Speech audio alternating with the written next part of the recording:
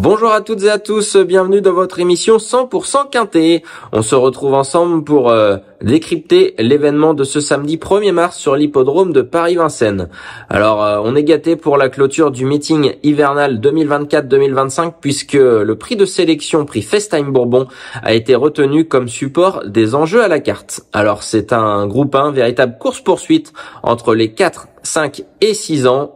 Sur 2175 mètres de la grande piste. La location globale est de 240 000 €. Les 4 ans partiront 25 mètres devant leurs aînés. Voilà que le décor est planté. Maintenant, on va pouvoir faire le tour des différents protagonistes. Avec en pole position, le numéro 1, Lewis River, qui est clairement le moins argenté du lot avec 91 000 € de gains sur son compte en banque. Mais c'est un cheval qui est tout neuf et qui vient de fournir une belle prestation. Le 2, London, reste sur des sorties brutes en demi-teinte, mais son comportement était très bon, notamment la dernière fois où elle terminait de plaisante manière. Avec Mathieu Mottier, elle pourrait aller loin au premier échelon. Ensuite, le 3, Light My Fire, est peut-être barré pour les toutes premières places, mais on peut compter sur lui pour rivaliser en bout de combinaison. Le 4, Lucky Jackson. Alors lui s'était imposé sous la selle au mois de novembre. Depuis, ça n'a pas été du tout. Il collectionne les contre-performances. Malgré tout, ce n'est pas un total interdit avec une course rythmée et un parcours à l'économie. Le 5, Lota Bourbon fait ce qu'elle peut, mais face au mal, c'est tout de même plus compliqué pour elle. Le 6, Lulunmi est le dernier concurrent à s'élancer au premier échelon. Il retrouvera son entraîneur Romain Larue à son sulky et sera, comme récemment, déféré des 4 pieds. Ensuite, on passe aux concurrents du second échelon et aux 25 mètres avec Keep Your Dreams. Julien Dubois en tant qu'entraîneur et driver. Alors dernièrement, il s'est retrouvé dans tous les mauvais coups. C'est comme s'il n'avait pas couru. Son entraîneur se laisse tenter par cette épreuve. Alors, il monte de catégorie, mais sur un sprint, il sait aller très vite. Le 8, Knock on Wood, n'a pas été revu depuis sa disqualification en Italie. C'était au mois d'octobre dernier. Il retrouve la compétition avec Paul Ploquin. Il faudra peut-être attendre avant de le retenir. Le 9, Calsfella. Alors lui a été victime d'un sérieux incident dans le Critérium Continental. Depuis, il s'est présenté à 2 reprises et c'était tout de même moins bien. Il a besoin de nous rassurer, surtout par rapport à sa dernière prestation. Le 10, Chiara de Vandel. Alors elle s'est classée excellente deuxième de la finale du Grand Prix de l'EUET. Depuis, elle a couru de correcte manière, sans forcément monter sur le podium, mais ses prestations étaient très correcte et pour l'occasion, elle sera déférée des 4 pieds pour la première fois de sa carrière.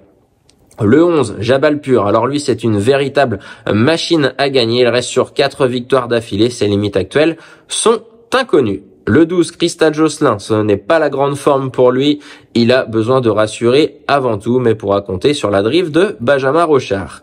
Ensuite, le 13, Xar. Alors lui, déféré des 4 pieds, il s'est présenté seulement à 4 reprises, mais connaît une belle réussite ainsi. Avec un parcours fluide et un rythme soutenu, il va encore finir vite et peut terminer sur le podium. Enfin, le 14, Keep Going, qui sera le second atout de Mathieu Mottier. Il reste sur un échec dans le Prix d'Amérique, mais a pu recharger ses batteries depuis. Il retrouve Eric Raffin à son sulky, lui qui s'était imposé en sa compagnie dans le Critérium des 4 ans. Voilà, on a évoqué les 14 candidatures de ce superbe groupe 1 de clôture du meeting hivernal 2024-2025. Et tout de suite, on va passer à mes 5 préférés dans cet événement.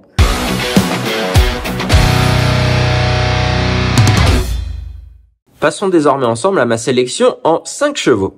Alors même s'il n'est jamais évident de rendre la distance sur un parcours aussi réduit, j'ai décidé de faire confiance au numéro 14, Keep Going. Il est entraîné par Mathieu Mottier et depuis qu'il a intégré ses box, il a clairement gravi les échelons à grands pas, si bien qu'il s'était imposé dans le critérium des 4 ans. C'était son premier sacre au niveau groupe 1. Depuis, il a vaincu toujours dans cette catégorie des groupes 1. C'était dans le critérium continental au cours du meeting hivernal. C'était son objectif de l'hiver et ce jour-là, il s'était imposé à la manière des forts. On va d'ailleurs revoir cette prestation. C'était le 22 décembre dernier. Alors, il s'était emparé du commandement et ensuite s'était montré extrêmement lutteur et dominateur pour repousser East Asia. Keep Going, déféré des 4 pieds, est véritablement redoutable. Alors, suite à cette victoire, il a eu son billet qualificatif pour le Grand Prix d'Amérique. Ce jour-là, il n'a pu répondre au présent. Peut-être était-il un peu moins bien et il affrontait aussi ses aînés. C'était une première pour lui. Depuis, il a pu recharger ses batteries et je pense qu'il arrive frais et prêt sur ce groupe 1 et pourrait logiquement tirer son épingle du jeu. Normalement, il s'élance vite et à mon avis, avec un parcours rythmé, il peut mettre tout le monde d'accord. C'est notre statistique aussi puisqu'il retrouve Eric Raffin et ensemble, c'est 100% de réussite à la gagne puisqu'ils n'ont couru qu'une fois, c'était dans le critérium des 4 ans et il s'était imposé malgré un parcours le nez au vent. Keep Going donc sera mon favori dans ce prix de sélection. Ensuite, je pense que Mathieu Mottier est également très bien armé avec son élève London qui s'élancera au premier échelon. Alors il la drive puisqu'elle défend ses intérêts, mais London, c'est une jument qui reste sur quelques sorties en demi-teinte au niveau des résultats bruts, mais son comportement était tout de même intéressant, notamment la dernière fois. Mais on va plutôt la revoir lors d'une prestation, c'était le 25 octobre dernier dans le prix Uranie, alors c'était contre les seuls pouliches de sa génération, mais ce jour-là, elle s'emparait d'une belle deuxième place au niveau groupe 2, elle était devancée par Lisa Josselin. Depuis, elle n'a pu monter sur le podium, mais l'avant-dernière fois dans le prix Eurasie, c'était vraiment très bien, elle était déférée des 4 pieds pour la première fois et sans une faute dans le tournant final, alors elle a certainement été très très loin devant des concurrents de la trempe de Franck Gio ou bien encore Lovino Bello. Sur cette performance, il faut absolument croire en ses chances, surtout au premier échelon, et elle a la possibilité de prendre les devants, ce qui n'est pas négligeable. Et ensuite, en dernier lieu, elle a couru sagement avec François Lagadec, drivé patiemment, mais sa fin de course était très prometteuse, elle était seulement plaquée des 4 pieds. Ici, totalement déférée, je pense qu'elle peut assurer le tempo et rendre la tâche difficile pour les concurrents du second échelon, et notamment pour son compagnon de boxe, le 14, Keep Going. Ensuite, je fais confiance à l'étoile montante dans ce meeting, parce que Jabalpur, le numéro 11, reste sur 4 victoires. Il ne cesse de s'affirmer depuis qu'il a intégré les box de la famille Chavat.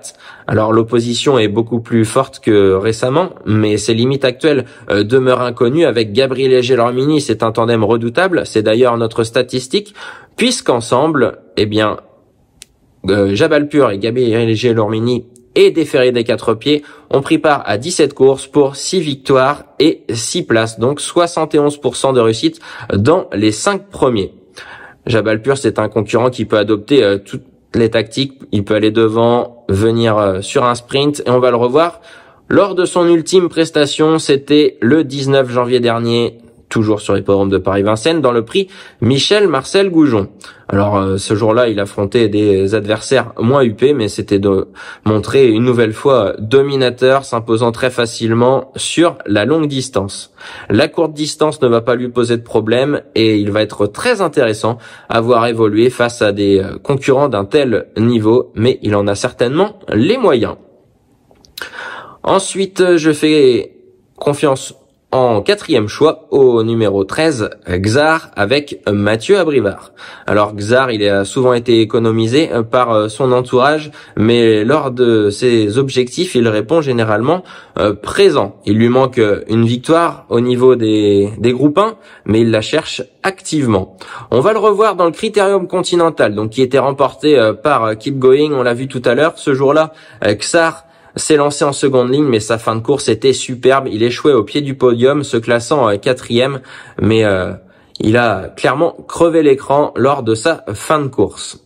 Déféré des 4 pieds, alors il ne s'est présenté qu'à 4 reprises dans cette configuration, mais c'est 3 places pour lui, donc 75% de réussite dans les 4 premiers. Dernièrement, il n'a pas démérité, même si on pouvait s'attendre à peut-être un tout petit peu mieux de sa part. Je pense que censé faire et avec un parcours fluide, il a tout à fait sa place parmi les 4 premiers. C'est un redoutable finisseur lorsqu'il peut se faire ramener le plus longtemps possible. Et enfin, en bout de combinaison, j'ai choisi de faire confiance au petit poussé l'As Lewis River, qui m'a bien plu en dernier lieu. Alors, il est assez inexpérimenté par rapport à la majorité de ses adversaires, mais il a déjà dévoilé un potentiel intéressant. Les parcours réduits lui conviennent parfaitement, il est certainement même meilleur sur les courtes distances, et c'est notre statistique puisque sur ce parcours des 2175 mètres de la grande piste, il s'est présenté à 2 reprises, 0 victoire pour lui, mais 2 deuxièmes places, donc 100% de réussite sur le podium pour Lewis River. Et on va le revoir justement la dernière fois dans le prix Ephraim Well. C'était très bien le concernant. C'était le 8 février dernier. Lewis River avait longtemps attendu, mais lorsque son partenaire l'a décalé dans la ligne droite, il a terminé très plaisamment. Même s'il avait pu le lancer un petit peu plus tôt, je pense qu'il aurait donné chaud au premier. Donc déféré des 4 pieds, c'est une configuration qui semble parfaitement lui aller désormais. Et même s'il a nettement moins de gains que le reste de ses adversaires, je pense qu'en s'élançant en tête, il peut garder une place et terminer dans le Quintet Plus.